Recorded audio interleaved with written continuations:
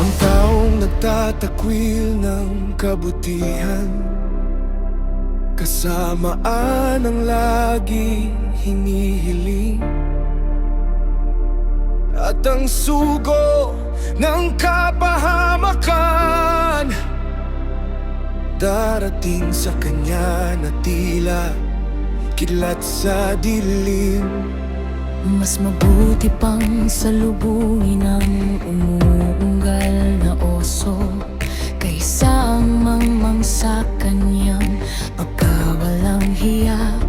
Sa mata mo, Diyos, walang lihim na natatago.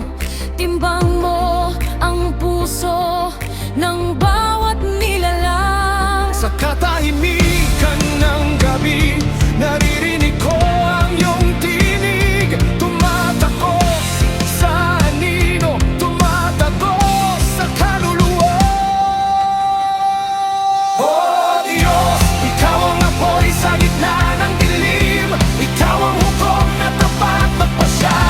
Sa lilim na iyong katarungan, ako'y umuyuko, pagkat Ikaw ang Diyos na walang pagkukulang. Oh Diyos, Ikaw ang liwanag ng galantad ng puso ng taong tunay o mandaraya. Sa iyong presensya, lumalambot ang sibat ng kaluluwa. Ngunit nabubuniyak ang bawat kasama.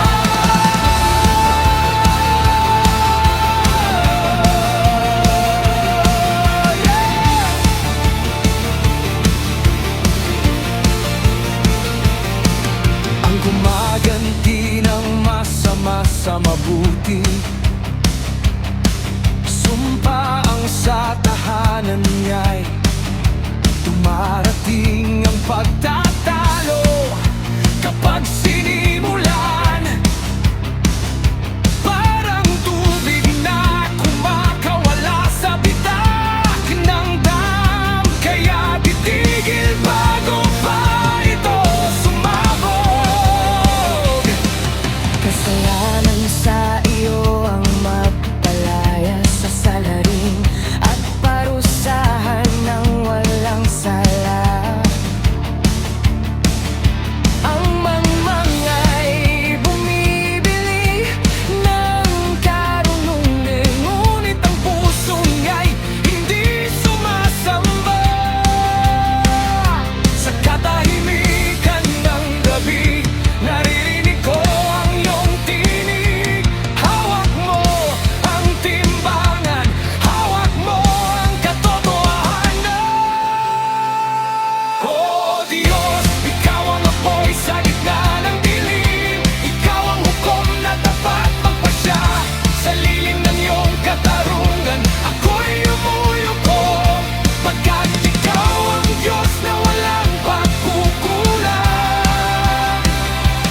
Oh Diyos, Ikaw ang liwanag, naglalantad ng puso ng taong tunay o mandaraya. Sa iyong presensya, lumalambot ang sibat ng kaluluwa. Ngunit nabubunyan ang bawat kasama.